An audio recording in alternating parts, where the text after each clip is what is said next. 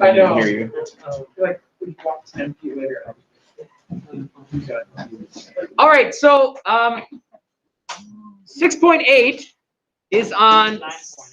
Yeah. Why do I keep saying 6? I literally think I've said that like 4 times. I don't know. Yeah, I guess. 9.8. Let's try that. Please listen. 9.8 is on cell potential and free energy. I started talking about this yesterday, and I mentioned it yesterday. But really, this unit has 2 big chunks. It is Gibbs free energy and making sure that we understand what that does for us.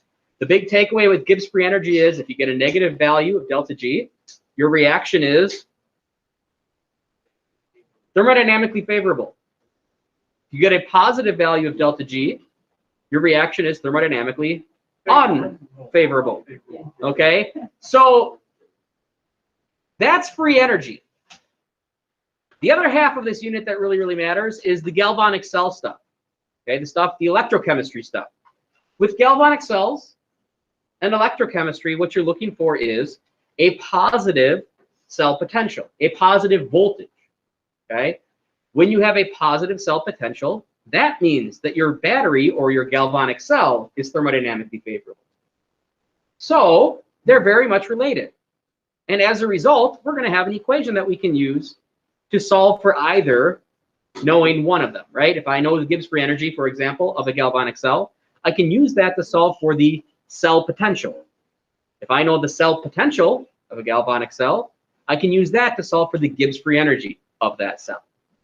Make sense? So we're going to introduce another equation relating those 2 terms that we've kind of already discussed and talked about, and it won't be too bad. Before we get there, though, let's do a smidge of review. Electrochemistry encompasses the study of redox reactions that occur within electrochemical cells. When I say electrochemical, that means galvanic. When I say galvanic, that means voltaic. When I say voltaic, that means electrochemical. When I say any of those 3 terms, that means any of the other 2 terms. Yes, and really, it's battery, right? So again, I've said this a couple times this week and last week. Maybe not last week, but this week I've said it for sure, yesterday and today. Please make sure none of those terms scare you. They are all referencing the same exact thing. Be on your toes when AP asks you questions to be ready for any of those 3 terms, and then you just blow right by it because you know what it's talking about, okay? But again, if I use the same term every single day, every single time I describe it, then all of a sudden they throw a different one at you, and it's like, whoa, what the heck is this? And that's not what I want. So galvanic, voltaic, electrochemical, same darn thing. Same thing. All right, so the reactions are either thermodynamically favored, resulting in a positive voltage, or thermodynamically unfavored, resulting in a negative voltage, and requiring an externally applied potential for the reaction to proceed. So here's the other deal. And we alluded to this yesterday, and we'll talk more about it tomorrow. But when my battery doesn't work, right? Or if I have a process that is negative in its voltage in terms of its potential, what can I do to make it like do things? Yeah, if I apply an external power source or energy source, right, I can force things to run in a thermodynamically unfavorable direction. Okay, and I know I said this yesterday about your cell phone batteries, right? If you want to charge your cell phone, what do? You plug it into the wall. Okay, you are forcing the battery in your cell phone to run in the thermodynamically unfavorable direction when you charge your battery. Okay, how do we do that? How is that allowed? How can it possibly run in the opposite direction that we want it to run in? It can do that because we are supplying an external power source. The electricity from the wall is forcing that to run in the opposite direction of thermodynamic favorability. Make sense? So just because we have a negative voltage doesn't mean that that thing can't happen. It just means that if we want it to happen, we got to put some other energy in it to make it go. Previously, we have shown how the value of Gibbs free energy is related to entropy and enthalpy. Give me an equation with those 3 variables. Go for it.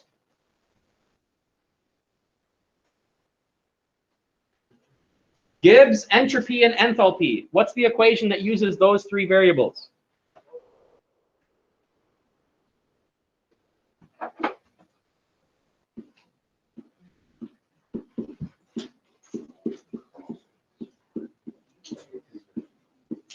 That's the one.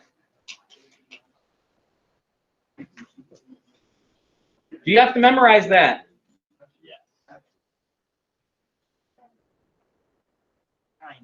I kind of doubt it. You're so nice, so you're just gonna put it on. I'm so nice, I actually gave it to you on September 5th. What a guy. There it is. It's been there all year long, and it's still going to be there on your test next Friday. Okay? It is in your formula packet. Now, a couple things to remember with this equation. Gibbs free energy is kind of an abstract concept, but what do we use it for? Or what do we, how does Gibbs help us, I guess I should say? What does it tell us? Yes, that's literally what it's for. That is what we use Gibbs for in our context, okay? Is there more context to Gibbs free energy? Of course there is. There's more to everything in this class. But for us, if we see a value of Gibbs free energy, your brain should automatically think of, okay, is this process thermodynamically favorable or not? That's what it's for us. If it's negative, hey, it's thermodynamically favorable. It's positive, it's not. Okay, that is what you need to know with Gibbs. Enthalpy, what's that stuff? Heat, energy, either coming in or leaving our chemical reaction, right? This is the term that we write in. If I have a chemical reaction and I have like plus 500 kilojoules on the product side, right? That's enthalpy. Or if I have like plus 321 kilojoules on the reactant side, that's enthalpy. When enthalpy is on the reactant side, that means it's endothermic. Energy is being added to my chemical process. Positive value. Energy is going in to my chemical system. If enthalpy is on the product side, that's exothermic. Energy is leaving my chemical system. It's a negative value. Positive delta H, endothermic, energy going in. Negative delta H, exothermic, energy going out.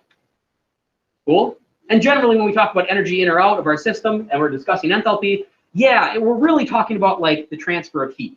Okay? It's really what we're talking about. T. In what? It's got to be in Kelvin. Now, the only time we cannot use Kelvin, or the only time we're allowed to use Celsius, I should say, is Q equals MC delta T. The specific heat equation, which is also in here. There it is. It's the very first equation under the thermodynamics section, Q equals MC delta T. For that one, you can totally use Celsius because the difference between the final and the initial, whether it's Celsius or Kelvin, is going to be the exact same value. But that's the only one. If it's not a delta T or a change in temp, it's got to be Kelvin. So this has to be in Kelvin. Delta S, what the heck's that? Entropy. Disorder.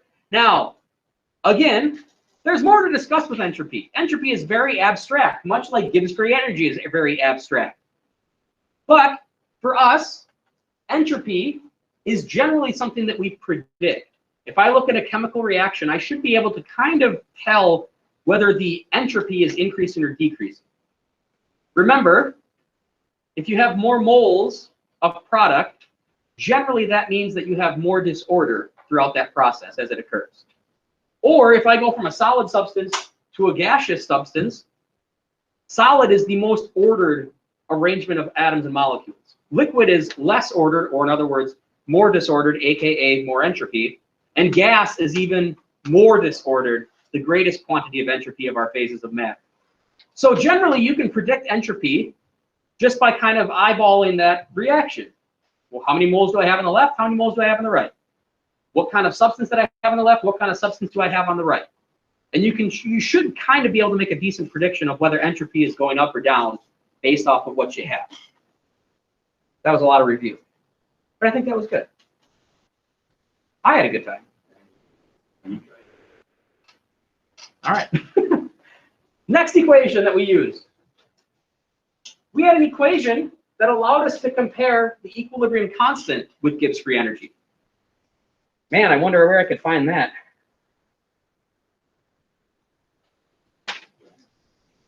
What's the equation comparing Gibbs and the equilibrium constant K?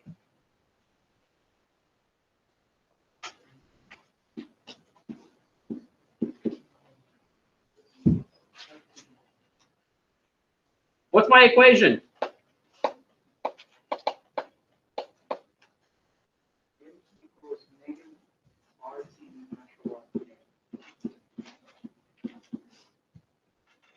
Gibbs free energy equals negative RT, natural log of K.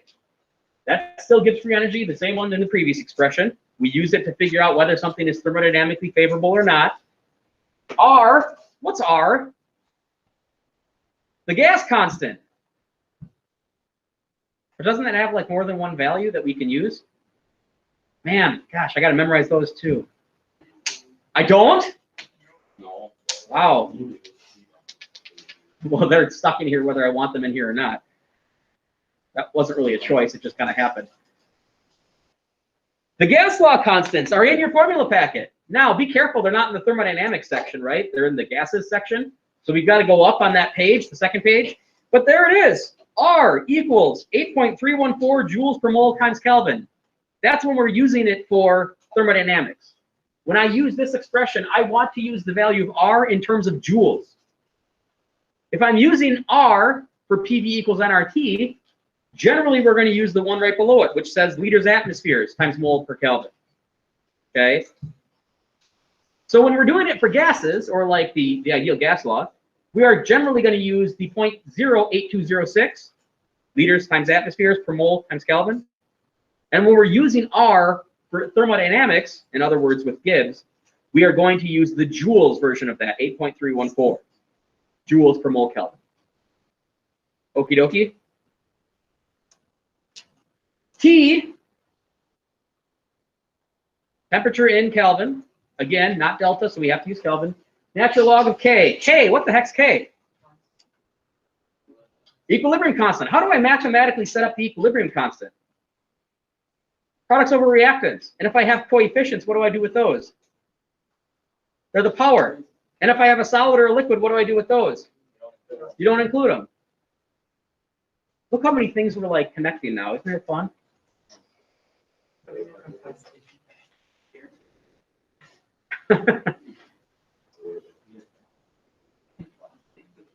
I feel like the only person in this room who could guarantee a 5 would be myself, but I'm also the teacher, so.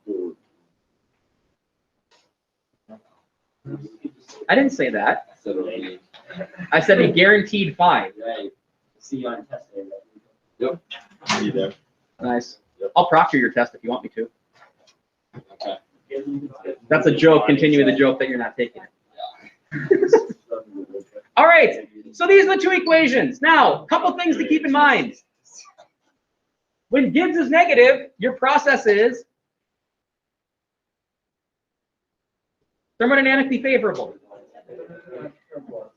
When K is bigger than 1, which side of the reaction are we favoring?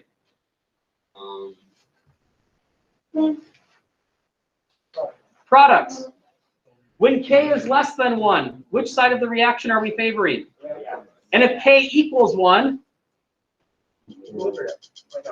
it's always equilibrium.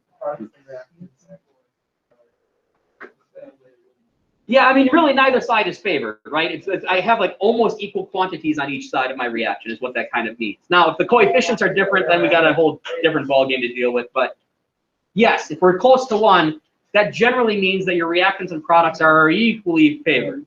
Okay, it's the misconception of what kids want equilibrium to be, right? When kids think of equilibrium, they generally want it to be like, oh, I've got 5 over here and 5 over here. But that's not actually what real equilibrium is like. Real equilibrium, I could have 150 over here and 1 over here, right, or whatever, even more extreme. But the idea here is that K is close to 1. Both sides have close to equal quantities.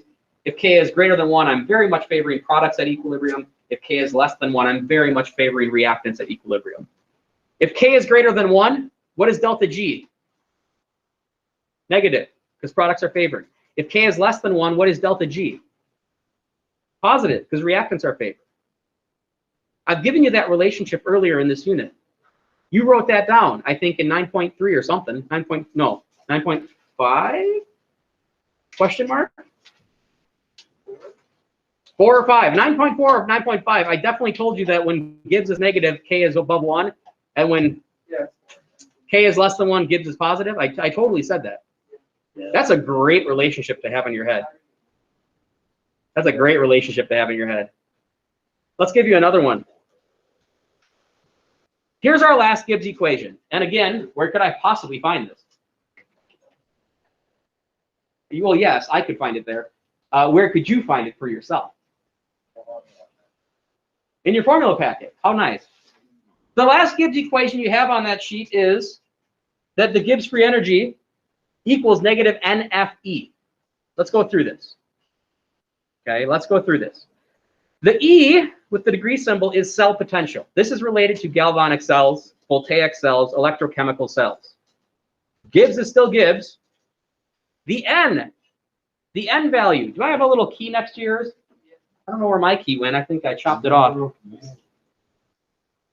Yeah, mine got chopped off on my slide. But on yours, in your little key next to this equation, N means the number of moles of electrons. Meaning, how many moles of electrons are being transferred in our balanced galvanic cell, in our balanced redox reaction? F, what's that? Faraday's constant, a brand new constant. How exciting. Faraday's constant is the total charge of 1 mole of electrons. Charge is measured in coulombs. So Faraday's constant is 9.6485 coulombs per mole of electron. 1 mole of electrons transfers 96,485 coulombs of charge. Okay? It's a constant. It's in here. F will never change. It is what it is. Let's look at some examples. Given the following half reactions, determine the value of Gibbs free energy for a thermodynamically favorable galvanic cell. I have 2 half reactions to work with. I would really like this to be thermodynamically favorable. Currently, I have provided you with 2 reduction half reactions. So what am I going to have to do?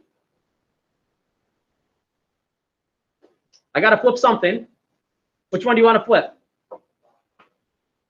Why do you want to flip the bottom one? Why do you want to flip the top one?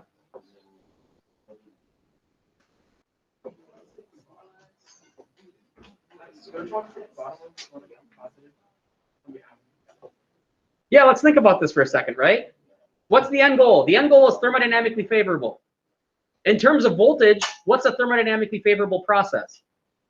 A positive voltage. Now, why are you getting this confused? Not you, just you personally, but in general, why does this get confusing?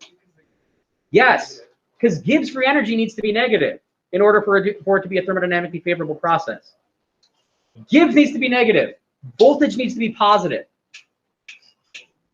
Kind of annoying, but you've got to be able to not screw that up. That's maybe the danger of this unit, is we have 2 different values that are trying to communicate the same thing, but they have opposite signs when they do so.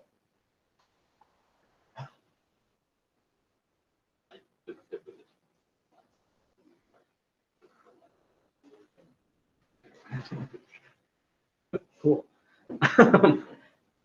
So yes, be careful. That's probably why you got confused, right? Or potentially got confused. Gibbs needs to be negative for something to be spontaneous or thermodynamically favorable, but voltage needs to be positive in order for that same thing to be true. So we want a positive voltage. So what one do I want to flip? Yeah, I want to flip the bottom one. Let's do so, right? Here, I'll just rewrite the whole thing. How's that sound?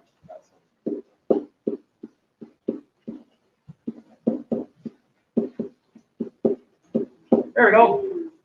And what was the cell potential, or the potential of this oxidation be?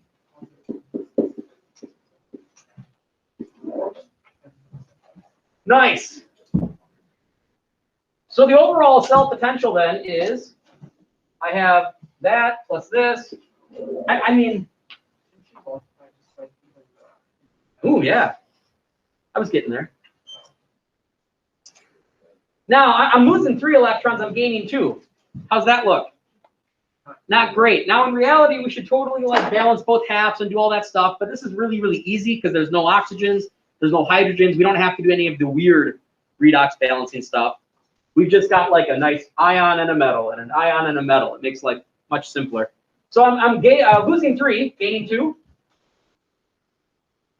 Let me make those match. And then when it's all said and done, I'm going to have 3 cadmium 2 plus ions plus 2 aluminum solids, yielding 3 cadmium metals plus 2 aluminum ions. All sorts of weird. Take 2. Okay. Yeah. Matter what you like, what you Never. Never, ever, ever. I can flip-flop these 2 on the reactant side. I can flip-flop those 2 on the product side. As long as they're on the right side, you're good. What's the total cell potential of this process then?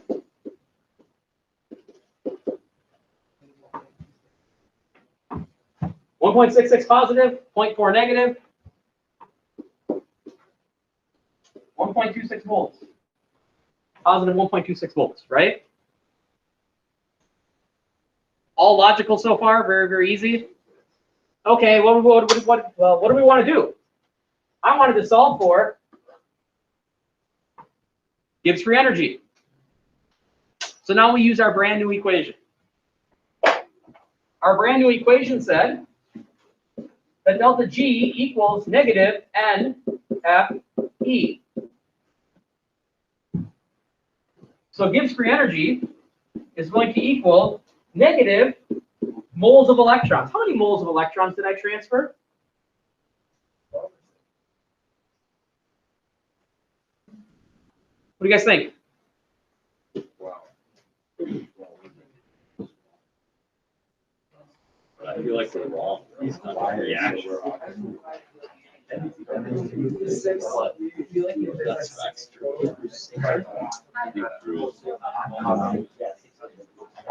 Drew's got his future prediction of mine. Good discussion out there. Have we decided? Yes. But we won't tell you till after you tell us. Interesting. Bold strategy. 5.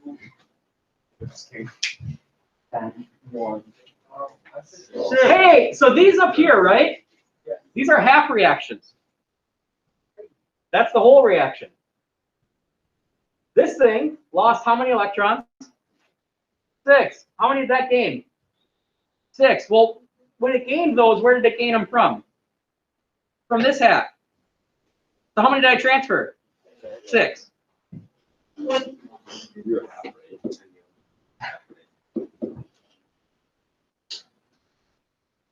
So really, I just needed to look at 1/2, right? If I know my oxidation is losing 6, well then my reduction must be gaining 6. Remember, however many I lose, I must also gain that exact same quantity.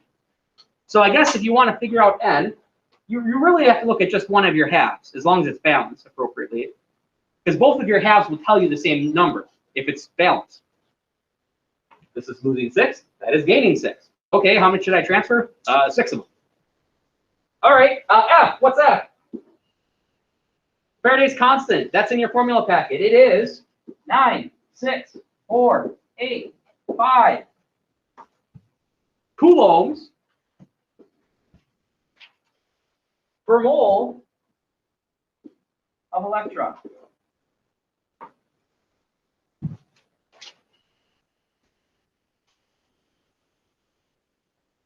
I should have scooched this over.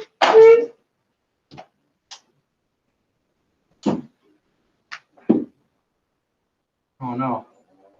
Uh-oh. Well, it's kind of fun though. That's the most exciting. What's E?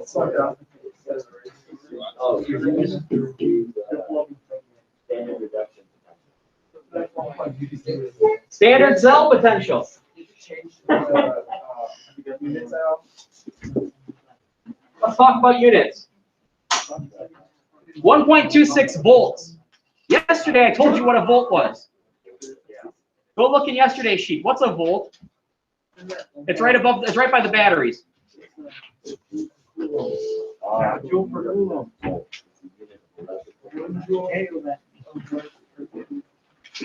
Joules per coulomb. So it all makes sense, right? So if I have moles of electrons, those will cancel. I have coulombs of charge, those will cancel. And what am I left with for Gibbs? Joules. Well, that makes perfect sense because Gibbs needs to be in some version of energy. It needs to be in a unit of energy, joules or kilojoules.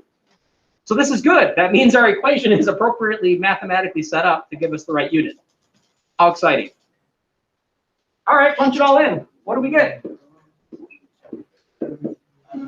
Well, actually, hold on. We can make a prediction. This is positive. If this is positive, that means you have a thermodynamically favorable process, right? So that means Gibbs better be negative. Yeah, okay. Yeah, because everything's positive and then they have a negative sign out front. So I guess we could, you know.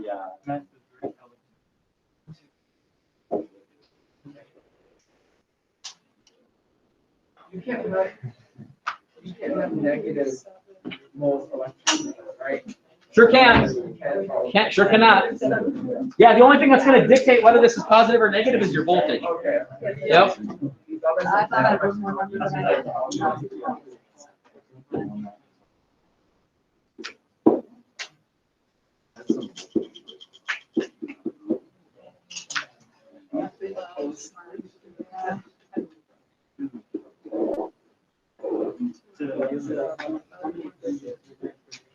I could switch this to kilojoules if I wanted to. That'd be fine too, right?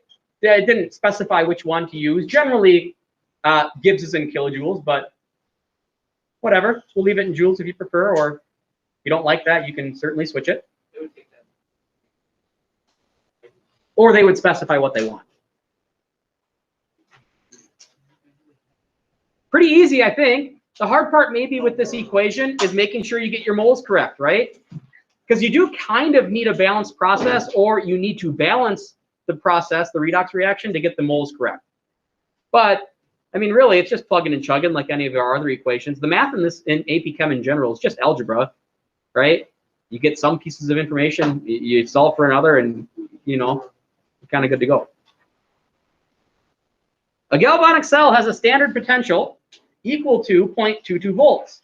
To determine the value of Gibbs free energy in kilojoules, more specific this time, and the equilibrium constant, I apologize, if a total of 3 moles of electrons are transferred in the balanced redox reaction. Let's go for it. They gave me cell potential. They gave me moles of electrons transferred. I can use this equation right away, nothing to think about, nothing to find. I can just plug and chug to solve for this. Let's do so. Delta G equals negative 3 moles of electrons multiplied by Faraday's constant, 9.6485 coulombs per mole of electron, multiplied by my cell potential, which is 0.22 joules per coulomb, aka volts. Punch all this in. What do we get for Gibbs?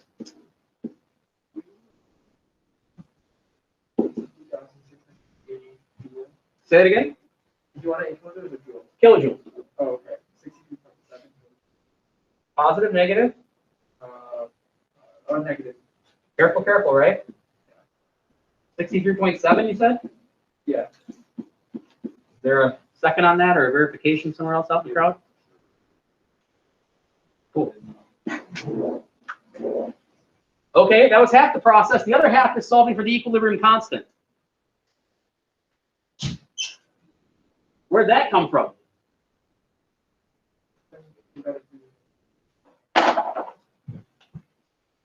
Good thing we have another equation, right?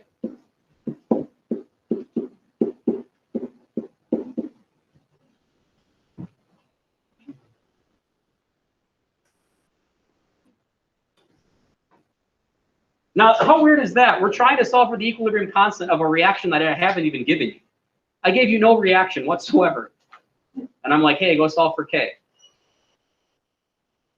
But we can. We have these equations to allow us to kind of work our way through. Gives negative 63.7 kilojoules, right? Do we want it in kilojoules? The other ones do. Yeah, so something's got to switch, right? Totally your choice. If you prefer to change your R value into kilojoules per mole Kelvin, that's fine. Otherwise, if you want to turn your Gibbs back into joules, that's fine. Doesn't matter, but yeah, we need matching units, so maybe I'll just switch my Gibbs back into joules. 63,700. Yeah. This is going to equal negative R. What value of R would I like to use?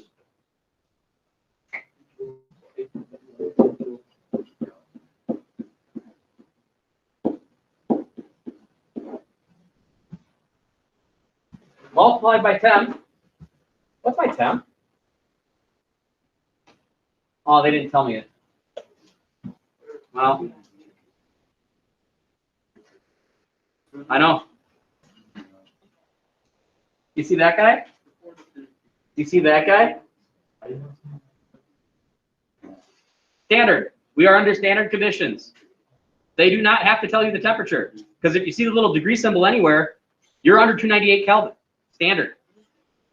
So, 298 Kelvin. Natural log of K, which we don't know, that's the end goal. We're going to have to do some unlogging.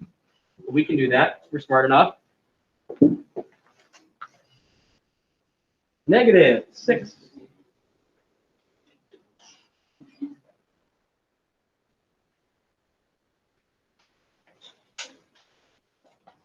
I'm going to use my unrounded number from Gibbs. If you use the rounded one, that's okay. But just a side note what I'm doing.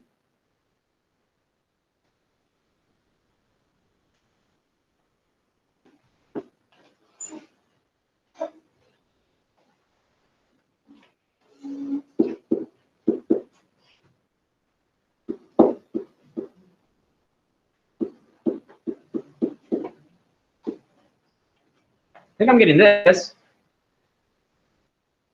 I did use the unrounded version up here, right? I used the negative 63,680.1 is what the calculator gave me from the previous problem. But you should be pretty close to this even if you use the rounded version. I think. I'm rounded at 1.47. Okay, cool. Are you getting that? I'm sorry, I didn't show the intermediates. Would you like me to show the intermediates?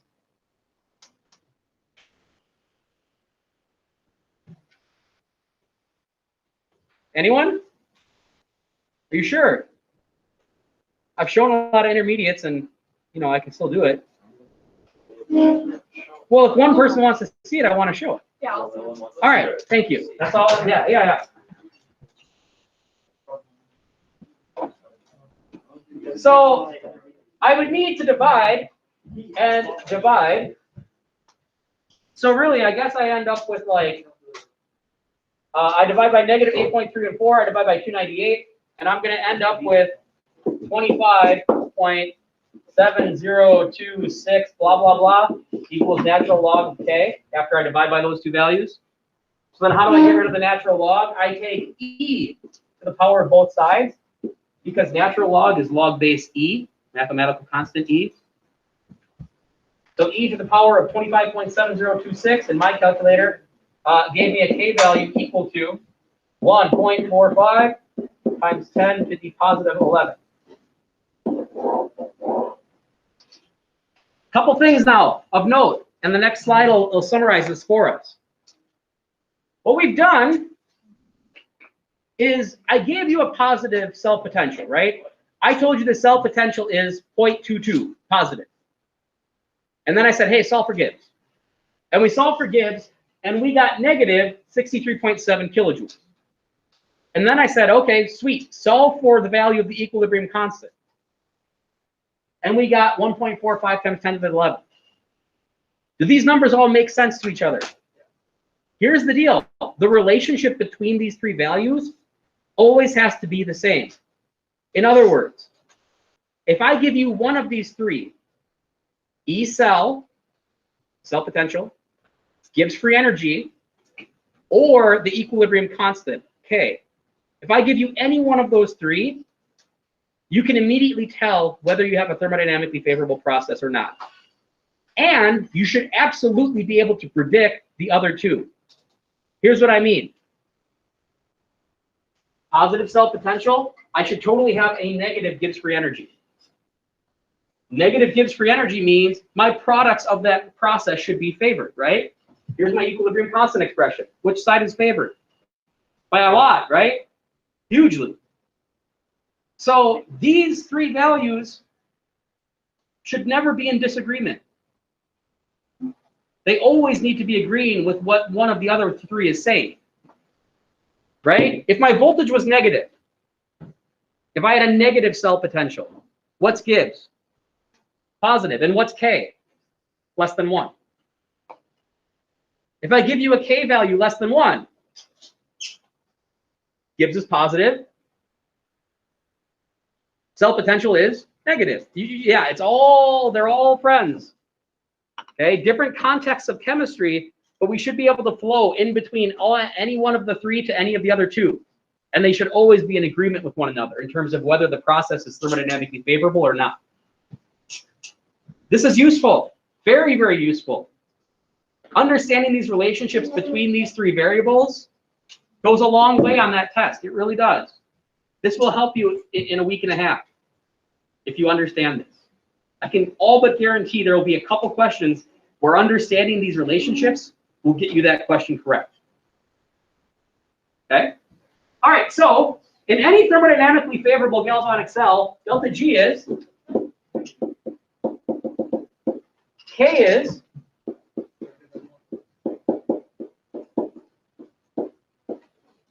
and E is, I could flip the whole sentence, right? I could say the exact opposite. In any thermodynamically unfavorable galvanic cell, G is positive, K is less than 1, and E is negative. Right? I mean, those three things need to be in agreement. That's the moral of the story. Yes. Can we use the calculator for the free response question? Yes. Just not multiple choice? Correct. Correct.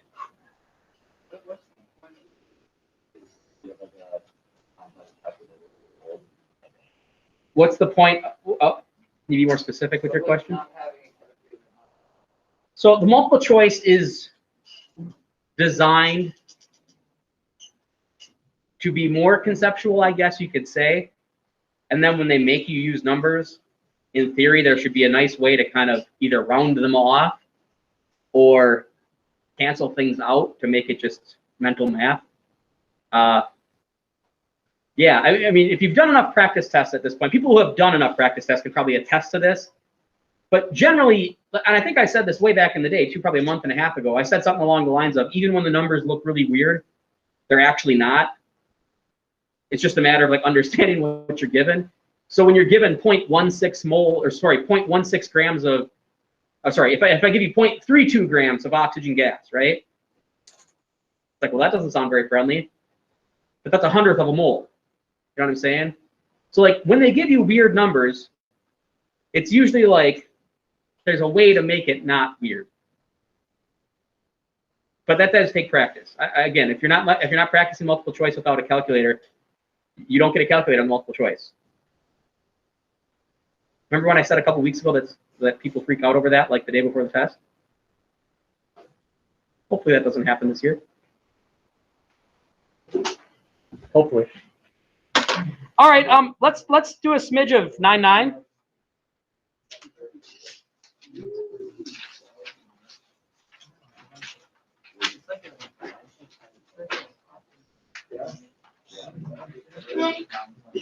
Delta G, delta H, delta S, and E all have the degree symbol after them.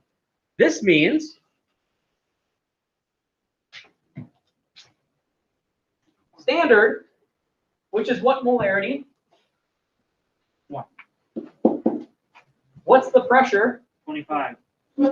One. What's the temperature? 298. I wasn't even controlling. Standard conditions is not 25 atmospheres of pressure. Well, I know there's 25 somewhere, some standard. Yeah, well, yeah, we could say this, right? Oh, that's where it's coming from my head. Same thing. Now, really, I mean, we don't really mess with the pressure. When we're talking about standard conditions, we don't really reference pressure. Really, it's the temperature that we care about the most. But in this note sheet, we do also care about the 1 molarity, okay? Because if we don't have a 1 molar solution in our galvanic cell, it's not standard. And we're going to kind of talk about how changing molarity of a galvanic cell will affect the voltage and the overall potential of what you got. That's the whole point of this sheet. Consider the following reaction. Copper metal, cerium 4+ ions, turning into copper 2 ions and cerium 3+ ions. Now, a couple things. We could do the whole balancing of this redox process, right? And do that whole nonsense. I mean, it's already pre-balanced for you. Okay, you'll just have to kind of trust me if you don't want to do the whole thing. But let's organize this into its halves. I have copper turning into copper 2+. Is that oxidation or is that reduction? Mr. Brosnan? Yeah. Oh, I'm sorry. I should probably present, huh? Yeah, thank you. Oh, you're welcome. I apologize. I always forget sometimes.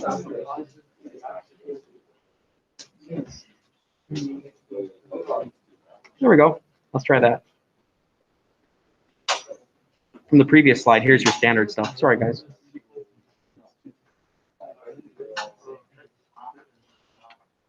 Okay. So, well, I guess, let me just, it's gonna move. Okay, never mind. The oxidation number over here is 0. Any element all by itself has an oxidation number of 0. The oxidation number here is 4+. Any element with a charge or an ion by itself has an oxidation number equal to its charge. 2+, 3+. What was reduced?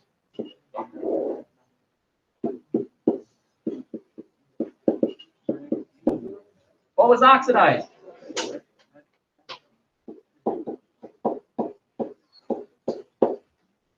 Yeah?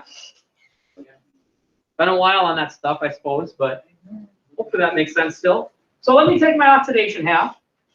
I have copper turning into copper ions. And as a result, that would have to have lost 2 electrons. My reduction half, I have cerium being reduced into cerium 3+.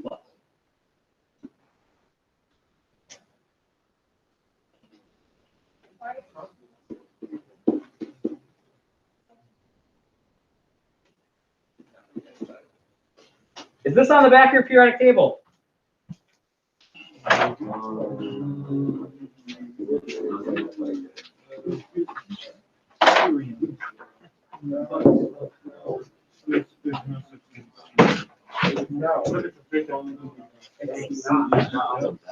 As I like to say, it's not. I made everyone just go like quiet. Good. Could you just break it up into like the Say that again? Could you just leave it to that to like 2 CE? Oh, sure. Yeah, sure. That's fine. All right. Way in the back of the textbook, there's a gigantic table of reduction potentials. The copper one we're fine, right? Because I think that's on your periodic table. What's the oxidation potential of copper 2 being oxidized? Positive or negative? Negative. Oh, negative. So I think it's positive as reduction, correct? Yeah. Okay. So 3, 4, yes?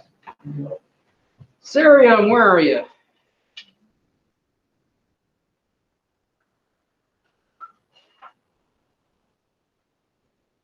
Oh, font's too tiny. There it is.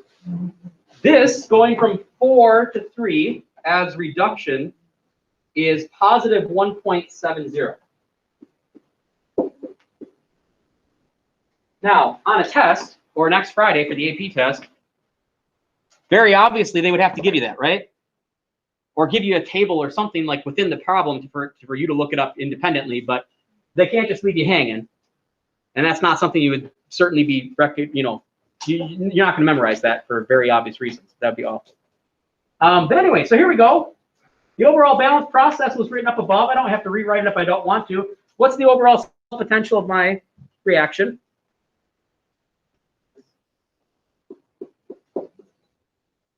Okay, that's all old news. Nothing new yet. Let's change it up just a smidge. Everyone good? If you are determining E standard, what is the concentration of each species in your battery or your galvanic cell? 1 mole. Okay. Let's go back. In this redox reaction, I have 3 aqueous substances, right? I have copper metal, but then I have cerium ions aqueous, copper ions aqueous, and then cerium 4+, cerium 3+. All 3 of those are aqueous. If this is a standard cell potential, what that's really trying to say is I have 1 molar, 1 molar, 1 molar. And if I don't have that, then it's not standard. Make sense? Anything aqueous in our redox process, anything aqueous in our galvanic cell must be at a molarity of 1 in order for it to be considered standard. So when I look up the value in the textbook, or when you look up the value on your periodic table, the implication is that any aqueous substance in that process is 1 molar. That's what that's trying to say. Okay? So what if we mess with that? What if I mess with that molarity? Or one of the molarities? Or 2 of the molarities? Or all of the molarities? It's going to change my potential. It's going to change my voltage. Well, good news.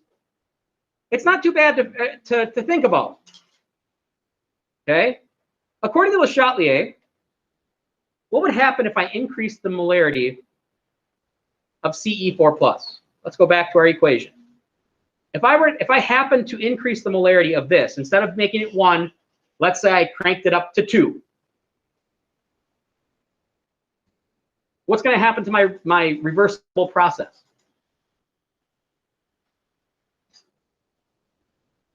I am adding more of this reactant. I'm going to shift towards the products to reestablish equilibrium. Yeah?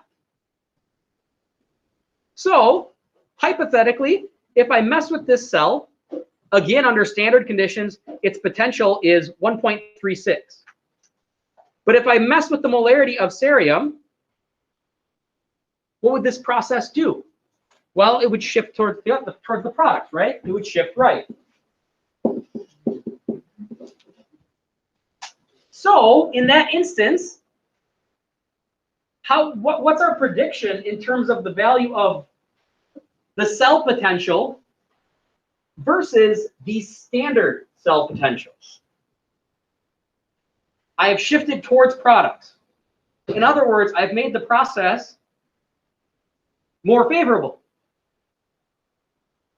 And as a result, I should totally expect my value of E cell to be greater than the value of E cell standard.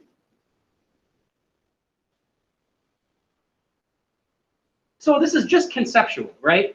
In your formula packet, we have an equation. The very, very last one on here is called it's called the Nernst equation. Okay? And this is the way you can actually calculate the new value of the cell potential. Now, it is E cell equals E standard cell minus RT over NF natural log of Q. What's Q? The reaction quotient. How do you solve for Q mathematically? Products over reactants. So really, this is Q versus K. So the question here is, if I mess with the molarity of something, right? If I increase the molarity of this reactant, what happens to my value of Q? My value of Q gets smaller. And as a result, which way would I need to shift to reestablish equilibrium? I'd need to make more products, so I'd shift to the right. Well, if I shift to the right, I'm making the process more favorable. And if the process becomes more favorable, my potential should be more positive.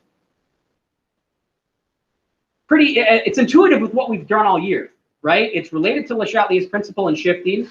We can use Q versus K. In reality, there's a nice equation that allows us to solve for this, but AP doesn't really make you use it, so to speak. All you really need to understand is the conceptual side of it. You need to understand that under standard conditions, everything's 1 molar. But hypothetically, if I mess with it and it's not all 1 molar, well, in that instance, then which way are those changes going to shift the process? If the process is being shifted towards the product side, that's implying that the voltage is increasing. The thermodynamic favorability is increasing. If my changes are shifting it towards the reactant side, I'm making the process less favorable, meaning the voltage would decrease. We'll pick this up tomorrow. Homework topic 1 is due tonight. It's kind of simple, I think. If you haven't finished topic 1, please make sure you put a little time in and do so. Thanks for your attention, everybody. People online, have a lovely day. Thanks for stopping by.